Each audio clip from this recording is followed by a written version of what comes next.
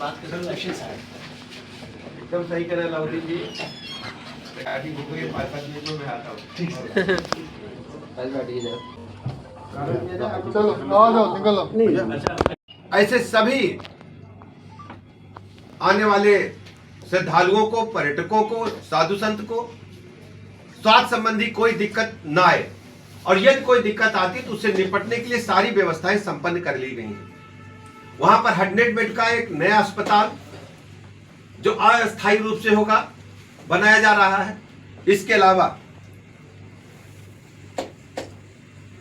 25 bed के 2 अस्पताल, एक अरैल की तरफ, एक झूसी की तरफ अस्थायी रूप से भी बनाया जा रहा है। इसके अलावा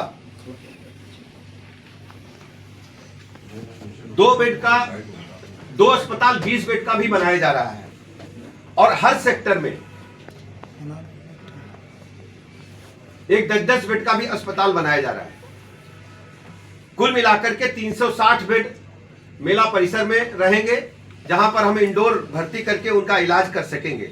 इसके अलावा पूरे प्रयागराज में जो हमारे मेडिकल कॉलेज और सरकारी अस्पताल हैं, उसमें 3000 बेड्स भी अतिरिक्त रूप से व्यवस्थित सुरक्षित किए गए हैं, केवल इसलिए। और यदि आवश्यकता होती है तो निजी क्षेत्र के भी 3000 बेड्स को भी आरक्षित किया गया है, जिससे कभी भी कोई घटना होती है तो हर स्थिति से निपटने के लिए हम लोग तैयार रहें। सबसे बड़ी बात है, इस बार का जो मेला क्षेत्र है पिछली बार से भी बढ़ा है, और बड़ी संख्या में श्रद्धालुओं के आने की संभावना है। हमने टेली आईसीयू को पहली बार वहां प्रारंभ करने जा रहे हैं। यदि कोई परिसर में मरीज अस्पताल में नहीं आना चाहता है तो वो टेली आईसीयू के माध्यम से अस्पताल चिकित्सकों से पूछ करके और दवाई प्राप्त कर सकता है।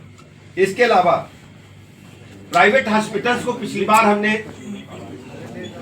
चिन्हित नहीं किया था, इस बार हमने एमओयू साइन किए हैं। यदि आवश्यकता महसूस हुई तो कैथ लैब से लेकर सभी ऑपरेशंस के लिए जो भी आवश्यक होंगे उनके लिए हमने प्राइवेट अस्पतालों के साथ भी एमओयू किया है, समझौते किए हैं।